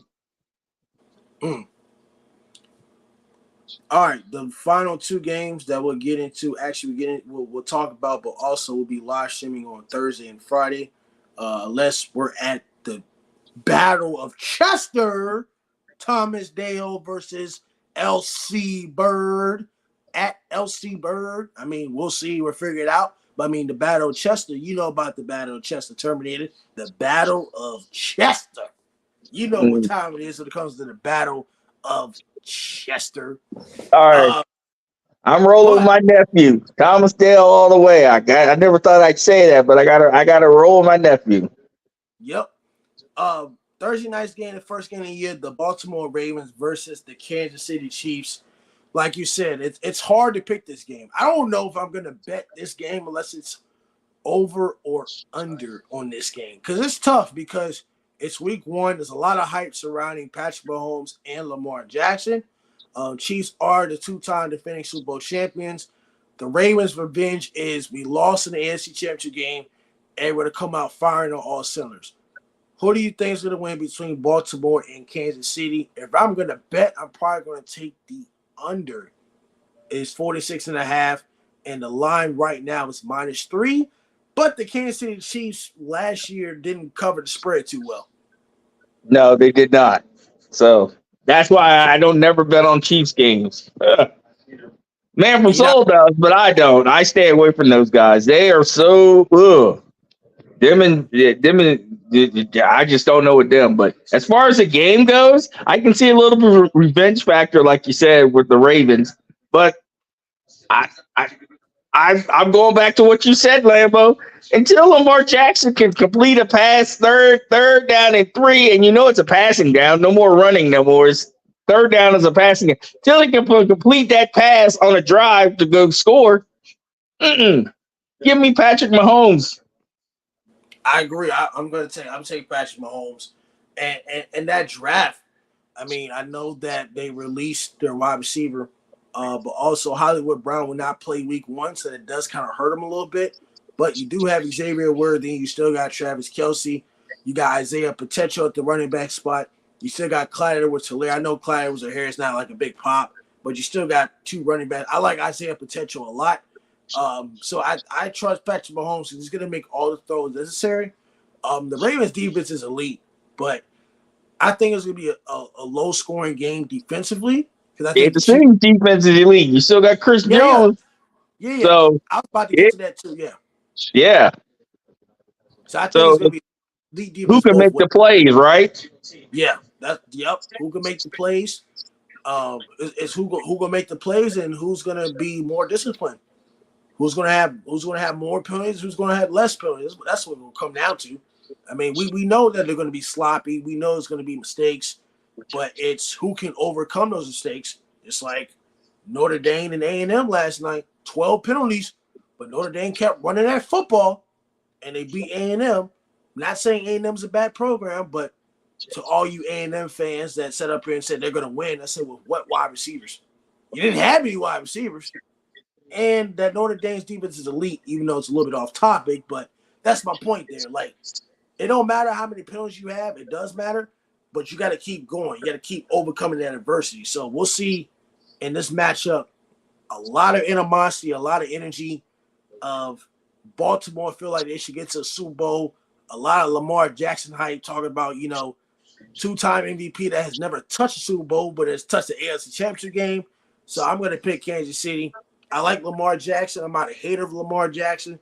But as what you said on tape, Terminator, on the tape, we've seen that when you need to make a throw, he hasn't been able to do it. That's not hate. That is on TV, on television, on YouTube, from your eyes to the Man from Soul's eyes to my eyes to Coach Taylor's eyes. We've seen when it's 3rd and 7 and you really need it, you can't get it done. It is what it is. Just like Dak Prescott. Just like Dak Prescott. Can't get it done.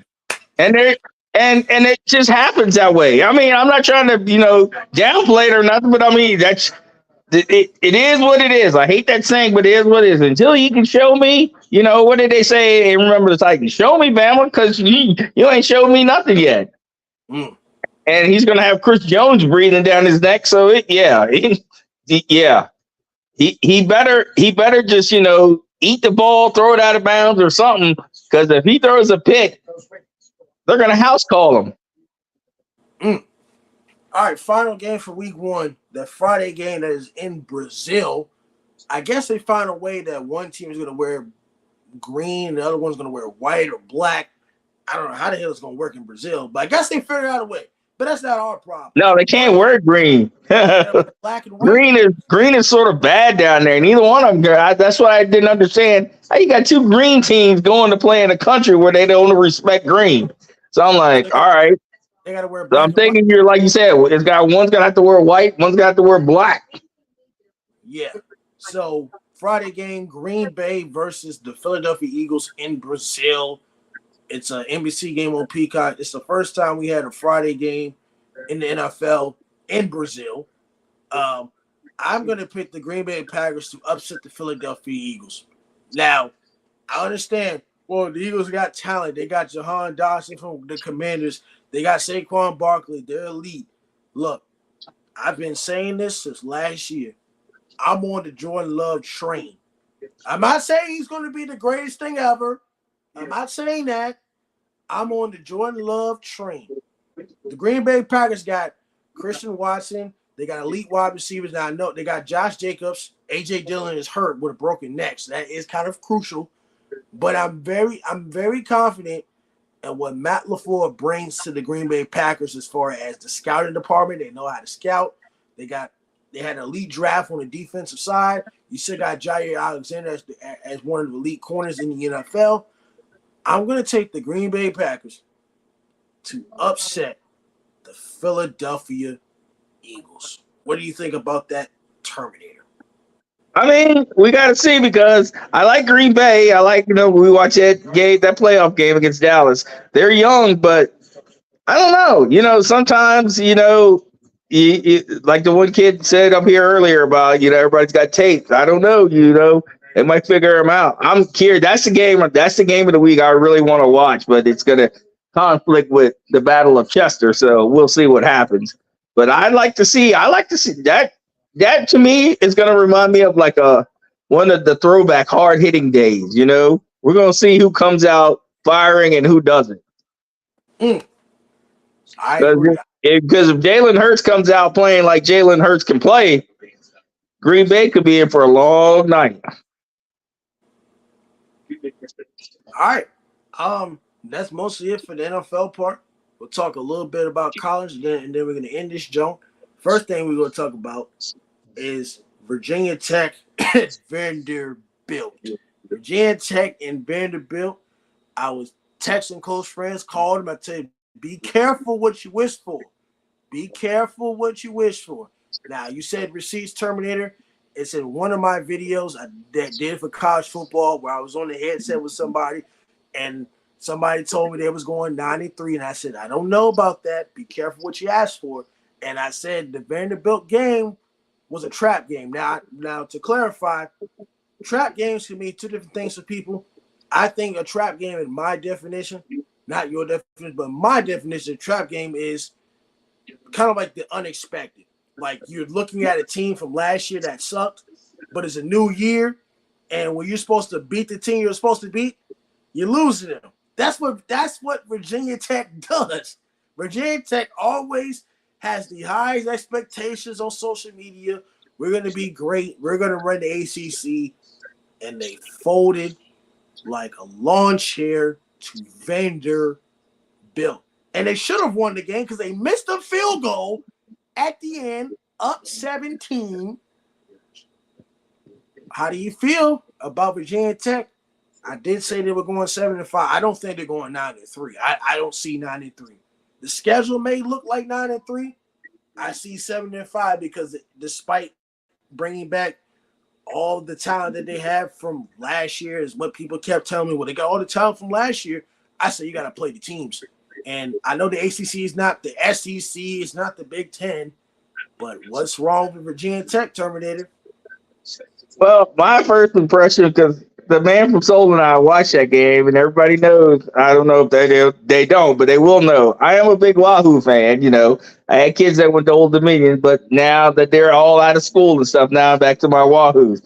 And we're not that great either. But what I seen was that Brett Fry is supposed to be this defensive-minded guy, and this defense got ran through like Swiss cheese by a quarterback transfer from New Mexico, wherever. I'm like, come on, Virginia Tech. What are we doing down there? Virginia Tech used to be known. I hated that they used to beat us every year, but they were known for their defense. And if they can't stop Vanderbilt, who they going to stop? And they struggled. And next week they played Marshall. They struggled. Against Marshall. You know what? Do they play Miami this year, Lambo? Yes, they do at Miami.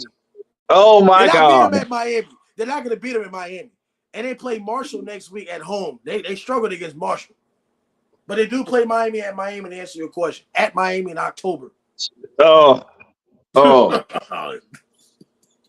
If they don't shore up that defense, it's going to be a long season for the Hokies. I think Cam Ward will run all over Virginia Tech that day. He gonna run all over him. Oh my Lord! Because that Woo. quarterback, he picked him apart, literally.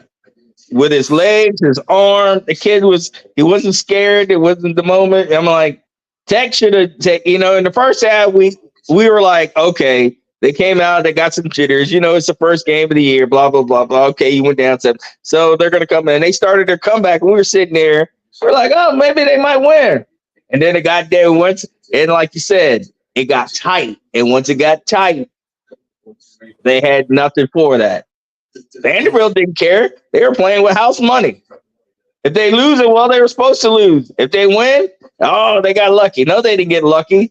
They played good, sound football. They got a good team there. They might be in, as they say, one of the worst teams in the SEC. But guess what, guys? They're still in the SEC, and they still got to play the Alabamas, the Floridas, the Auburns, the Georgias, the South Carolinas. You know what I'm saying? They play elite competition every week. Not Virginia Tech. Marshall. They struggled against Marshall.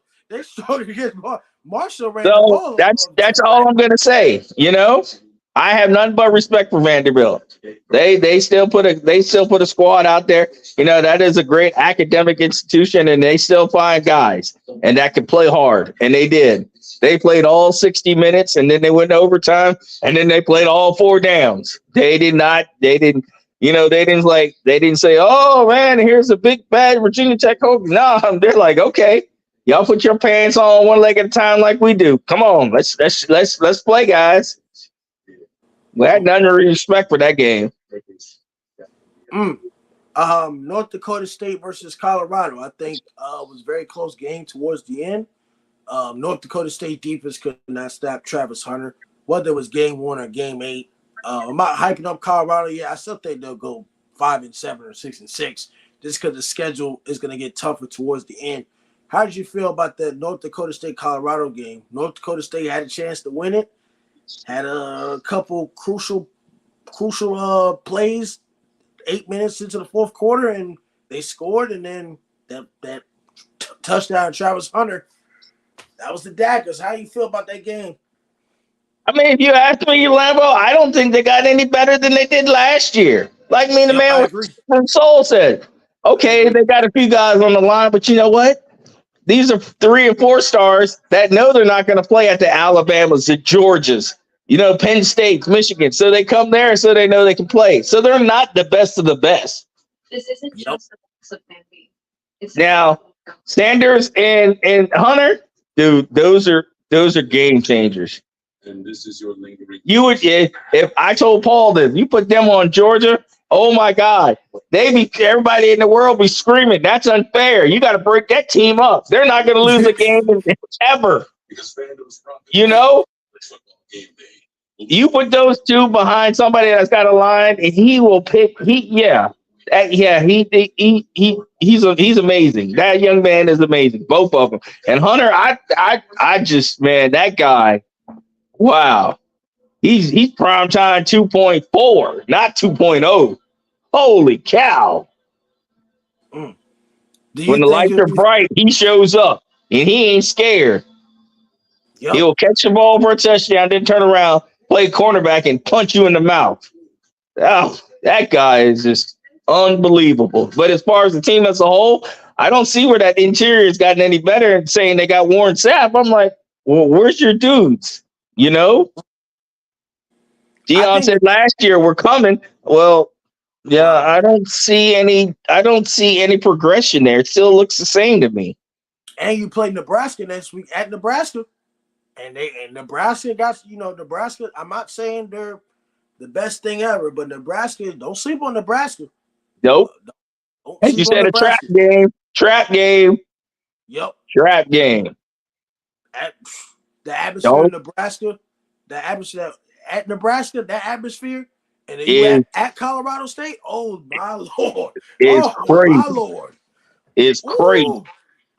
Man, be careful, Colorado. Be careful. I mean, you won the game, but you didn't play that well. I didn't see much. I just saw the offense, but the defense still looked the same. It looked the same. And you bring, like I said, you bring in 41 new guys. So how you made it all of a sudden? This game won. Y'all did this last year. Y'all won the first 3 games. I want to see what y'all do against Colorado State, Nebraska, Oklahoma State, Kansas State, UCF. I want to see what y'all can do against elite competition when it matters. It's the same thing when you were talking about the Georgias and stuff. Oh man, Clemson needs help. Clemson needs help. Oh man, Garrett Riley, the second year's offensive coordinator, Cade Klubnik, and I've said this before y'all came on the show about Clemson, how they should have never got rid of DJ Ualuga and thought Cade Klubnik was any better. They got ran through. They got ran through so badly. And I sat up here and I said, how is Clemson the same?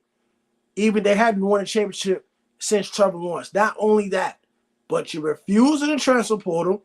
You don't have any elite wide receivers. You don't have a Sammy Watkins. You don't have a DeAndre Hopkins or Mike Williams. You don't have that either. Last year, your best player on your team is the guy that's playing for the Eagles, Will Shipley. He was the best player on your team last year. That's not good if your running back is the best player on your team and you have no wide receivers and you're running the same stuff against the best defense in college football, Georgia. Like, I understand the game was 6-6 or 6-0 or 3-0 or whatever it was. But, I mean, in the second half, they was doing whatever they wanted of y'all. Oh, man. I mean, Terminator, is the Dabo Swinney era coming to a close? Yeah, that ship is run aground. They run aground. I don't know what happened to him, but like you said, he didn't want to go to transfer portal. Now he's behind. He's behind. He's mid tier in the ACC. He's not even elite no more in the ACC. They used to be, them, Florida State, Miami, but he's not even on that level anymore. Frosty says, yo, Frosty, thank you for tuning in to Totem Pole Nation. We love you and appreciate you. Brian Pumper says, way too much hype on the Packers. They about to disappoint y'all. Brian Pumper says, Chiefs defense going to take a hit. That secondary, besides McDuffie, is looking weak. Do you agree with that, Terminator? I mean, with every team, each from year to year, they'll probably take a step back. But like I said earlier, you got Andy Reid, you got Patrick Mahomes, and you got Travis Kelce. So their defense might take a hit, but they're still going to score. So your defense has got to be how your defense going to stop those guys, So That's and then they've upgraded a little bit on the receiver so they can use Kelce as a decoy. So it's all schemes with Andy Reid. Andy Reid's not Andy Reid because he's just some guy who plays golf on the weekends. No, the guy sleeps. Remember, we have that connection with Kansas City. Guy sleeps in his office. He eats, drinks, lives football, dude. Defense. All right, I'll agree with that, Brian, but. Yeah, the Chiefs they're just on the, and I hate to say this, but they were like the Patriots back in the day. They're just on another level right now. You can only hope to stay with them. You can't stop them. Because when they got their foot on, when they got the hammer down, it is incredible what they can do. And their defense knows they got Patrick Mahomes and Travis Kelce. They're all right. So if we give up one, don't worry. They're going to get us 3. You know what I'm saying? And then that's when the wheels come off for the other team because then they have to go into passing mode. And then Chris Jones and them get to just pass for pin their ears back and come across the line. And the DBs ain't got to worry about it because the quarterback for the other team's getting sacked. It's all the pattern. You just got to know the pattern. And if you're talking about betting wise in college football, I had a 7-play parlay. The parlay that messed me up was Fresno State and Michigan. How do you feel about Michigan? I had them at the spread at -21. They had a slow start, only won by 20. I had Notre Dame beating A&M, and the only two games I got to worry about is tomorrow's game and today's game of having LSU win and Boston College not lose by 17 plus 17. They'll lose no more than 17. And if I complete all of that, if it wasn't for Michigan, I'll have a $500 bet winning right now if it weren't for Michigan messing up my spread. How do you feel about Michigan and what have you seen? Because they play Texas next week. Woo. I was so hoping that for Sharon Moore that they were gonna get through this hardball and all this NCAA investigation and come out and just be still Michigan, but it's gonna be tough. Texas look good. They might get blown out by Texas next week. I wouldn't say a blowout, but I'm suppressed. Sorry, pass to say it's gonna be a hard. It's gonna be a hard. What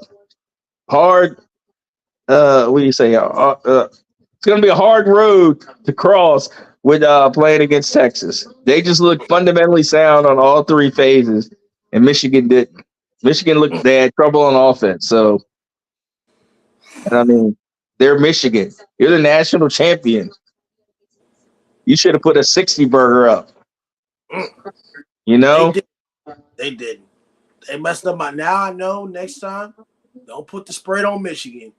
I thought they would beat the crap out of Fresno State. I thought they would. But it was like 13-3 in the third quarter. Yeah. I was like, oh, my God.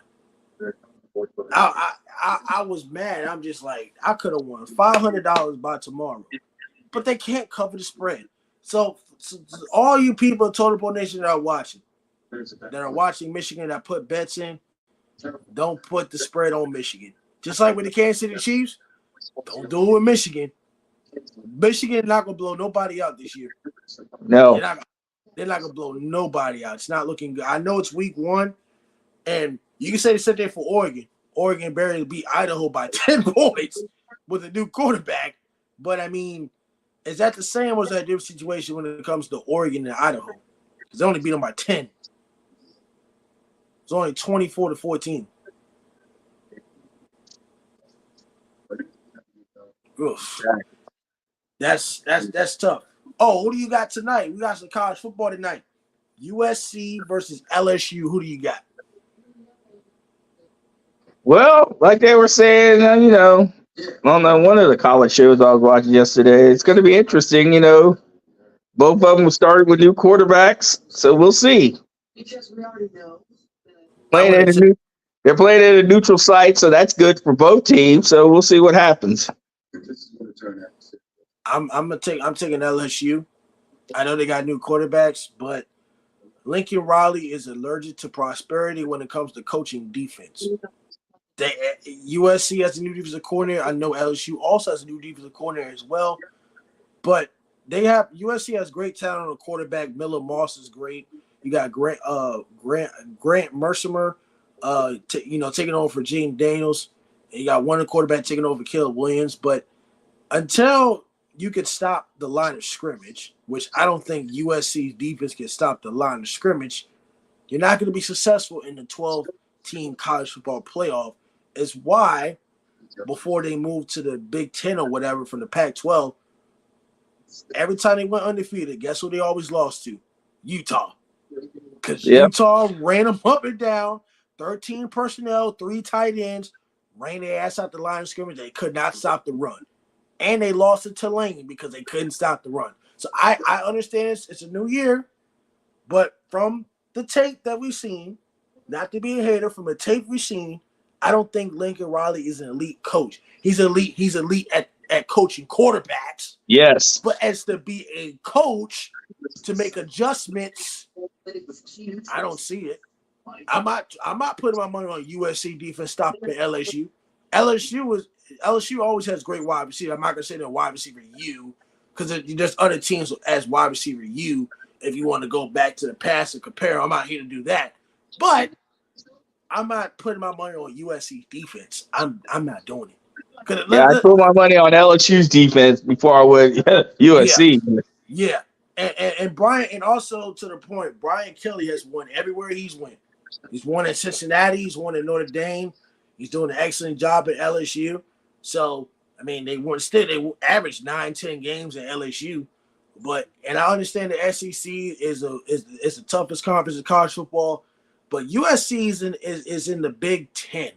And I'm not saying the Big Ten is better than the SEC, but the Big Ten is not no joke. And then your first game, it's great competition, LSU, but it ain't gonna be no cakewalk. It's No, not gonna be no cakewalk. no. I don't, and like you said, Terminator, it's a neutral site. It's great for both teams. But even if this was a home game or away game for either team, I'm still not picking USC. The only way they got a better chance is because it's in a neutral site. That's it. If this was in Death Valley, oh my God, oh, they gonna struggle. They're going to struggle because Death Valley is one of the hardest places to play. No, exactly. Oh. Especially a night game. Don't let those Louisianans get all lathered up because that place gets crazy. Mm-hmm. And final game before we end this final game, Monday, Labor Day. Labor Day tomorrow. We all don't have to work. Boston College and Florida State. Florida State replacing damn near the whole team.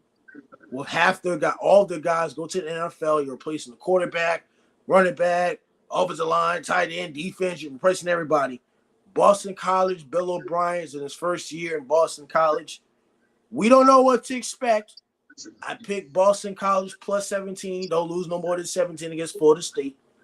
I still think Florida State wins just because we don't know what Boston College is going to come out with. And they got a veteran quarterback in DJ Uiagalelei, who was from Clemson, who went to Oregon State for a year and is now in his final year at Florida State. Do you still think Florida State at home beats Boston College?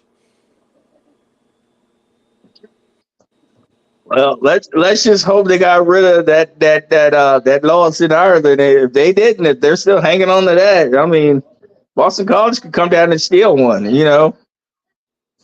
But I mean, that could happen. Anything can happen. That's why they play the game. But I suspect that Florida State will come out and put a better showing out there.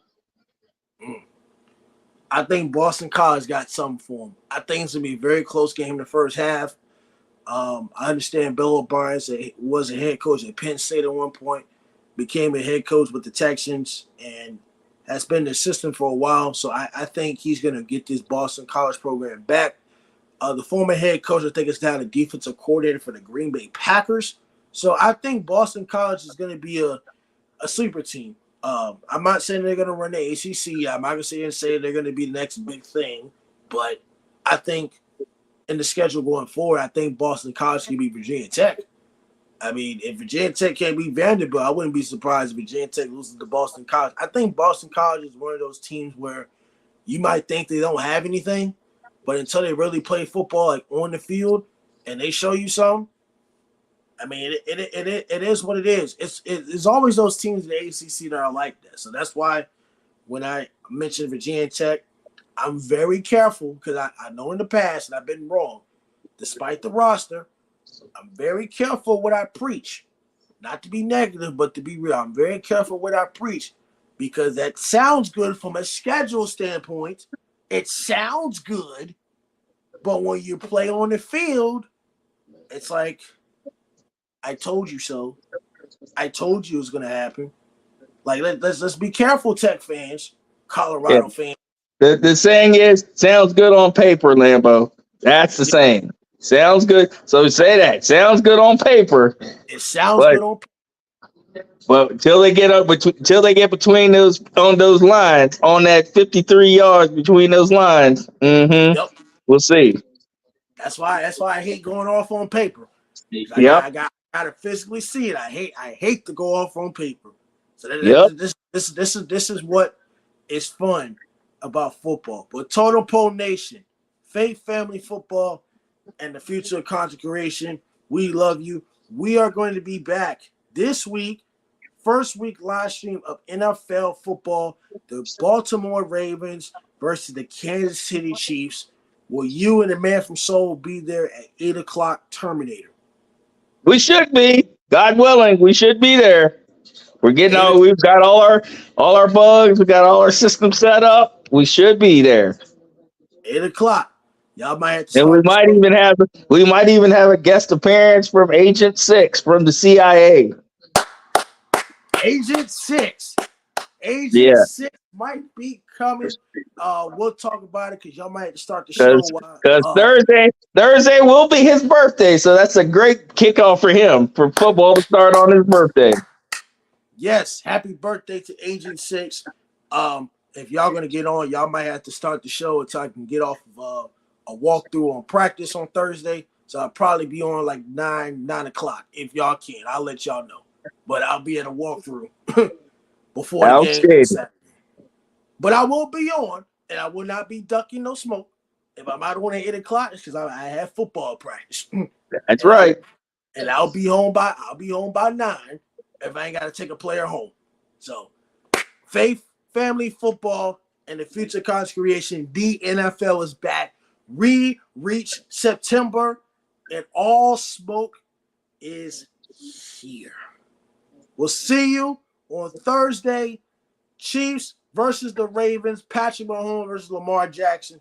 Totem Pole Nation. Y'all have a great day and take care.